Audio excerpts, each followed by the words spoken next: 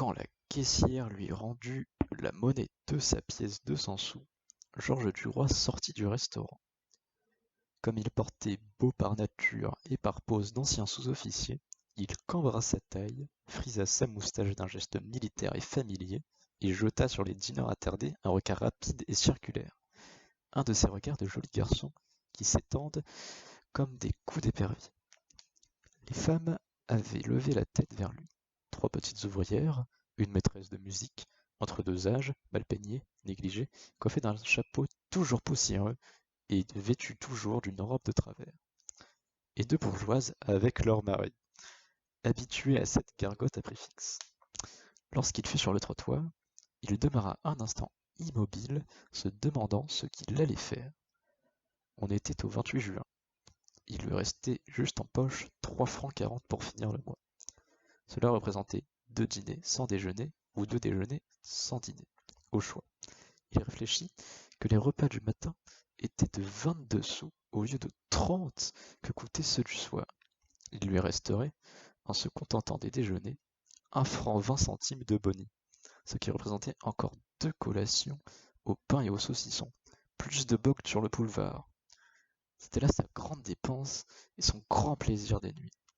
Il se mit à descendre la rue Notre-Dame-de-Lorette. Il marchait ainsi qu'au temps où il portait l'uniforme des hussards, la poitrine bombée, les jambes un peu entr'ouvertes comme s'il venait de descendre de cheval. Et il avançait brutalement dans la rue pleine de monde, heurtant les épaules, poussant les gens pour ne point se déranger de sa route. Il inclinait légèrement sur l'oreille de son chapeau à haute forme assez défraîchi, et battait le pavé de son talon. Il avait l'air de toujours défier quelqu'un, les passants, les maisons, la ville entière, par chic, de beaux soldats tombés dans le civil. C'est vers la fin du XIXe siècle que le réalisme fait son entrée en tant que mouvement littéraire. Celui-ci montre souvent des héros modestes qui cherchent l'évolution grâce au capitalisme ou révolution industrielle. Maupassant, lui, est un auteur réaliste, comme Flaubert par exemple. Il est connu pour ses nouvelles, telles que Parure, mais il a aussi écrit des romans. Bel-Ami est un roman de Maupassant qui raconte l'ascension sociale de Georges Duroy dans le journalisme grâce aux femmes. Et nous avions vu que cette partie du texte était l'incipit. Georges est présenté comme ambitieux et confiant, mais pauvre et agressif. Nous en avons tiré 3 mouvements. Le premier, qui s'étend de la ligne 1 à 9, montre Georges séducteur. Le deuxième mouvement, de la ligne 10 à 15, montre ses problèmes financiers.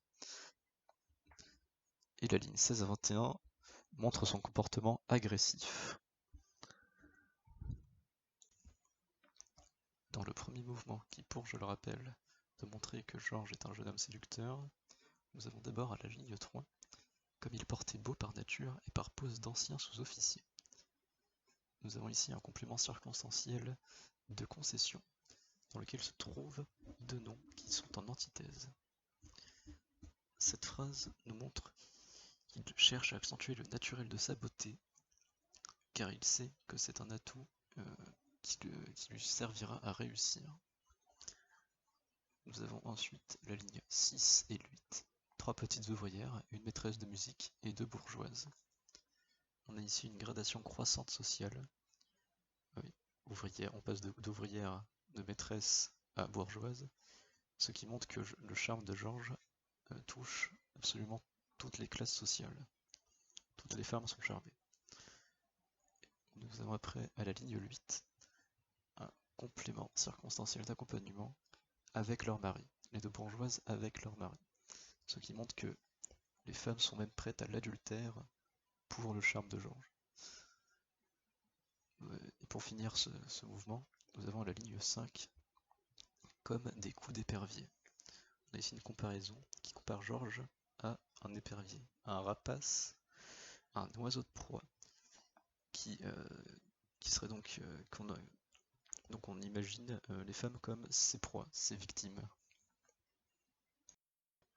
Dans le deuxième mouvement, qui cherche à montrer les problèmes financiers de Georges, nous avons d'abord à la ligne 9, trois verbes. Fut, demeura, se demanda. Ce sont trois verbes d'état de réflexion. C'est un passage où le personnage passe de l'action au passif à cause de ses soucis. On avait d'abord un Georges charmant et nous allons faire la transition vers un Georges pauvre.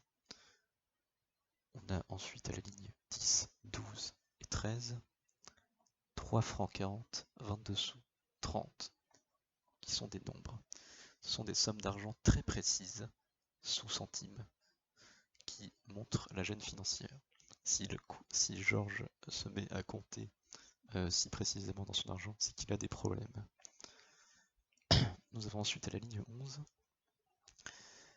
2 dîners sans déjeuner ou 2 déjeuners sans dîner, qui est un parallélisme, un chiasme, une conjonction de coordination avec une préposition négative. Dans tous les cas, c'est un choix qui va décevoir Georges, car il n'aura pas assez à manger. C'est un faux choix en fait, car ça revient à la même chose. On a ensuite la ligne 13, en se contentant. C'est un gérondif qui montre qu'il est restreint, qu'il doit prendre sur lui. Il est obligé. Ensuite, à la ligne 14 et 15, on a les mots grande deux fois. C'était là sa grande dépense et son grand plaisir des nues. Ce sont des adjectifs, des antiphrases. C'est l'ironie qu'utilise l'auteur, Maupassant, avec un adjectif énorme pour des choses qui ne le sont pas du tout. Pour terminer ce mouvement, à la ligne 14, nous avons collation. C'est un nom qui désigne un encas, quelque chose à manger qui n'est pas énorme, qui n'est pas suffisant pour un repas. Dans le troisième mouvement, qui cherche le vrai défaut de Georges Duroy, nous devons montrer qu'il est agressif. Pour ça, à la ligne 16, nous avons l'uniforme des hussards, qui est un COD. Hussard, ce qui veut dire qu'il est un passé de soldat, qu'il est habitué à la guerre, au combat, à la violence. Ensuite, toujours à la ligne 16, nous avons la poitrine bombée, qui est une imposition. Il doit se rendre important, se faire remarquer dans la rue. Ligne 17, on a le mot brutalement. C'est un adverbe de manière. Il veut s'imposer en utilisant la violence, toujours dans la rue, alors qu'il y a beaucoup de gens. Ligne 18, nous avons les mots heurtant, poussant. Ce sont des verbes d'action. Il commence le contact avec les gens dans la rue, de façon désagréable et violente. À la ligne 19 et 20, nous avons battez le pavé. C'est une habitude à l'imparfait. Battez le pavé, ce qui veut dire qu'il utilise une marche impériale, une marche de l'armée, qui est une marche très violente et pas pratique. À la ligne 20, nous avons toujours défier, un adverbe de temps. Il est constamment dans le besoin de trouver un rival à affronter dans un domaine agressif. Et toujours à la ligne 20 qui suit, quelqu'un, les passants, les maisons, la ville entière. On a une gradation croissante qui montre qu'il pourrait trouver un rival en s'attaquant absolument à tout le monde. Il n'a jamais assez besoin d'être supérieur aux autres. En conclusion, cette équipite nous montre bien que Georges Duroy possède un pouvoir de séduction envers toutes les classes sociales, en plus d'avoir un passé de soldat qui lui permettra d'avancer socialement, malgré sa pauvreté actuelle. On pourrait comparer ce héros à Julien Sorel, lui qui est un héros romantique dans un livre nommé Le Rouge et le Noir paru plus tôt, mais dans le même siècle, car tous deux veulent s'élever dans la société grâce aux femmes.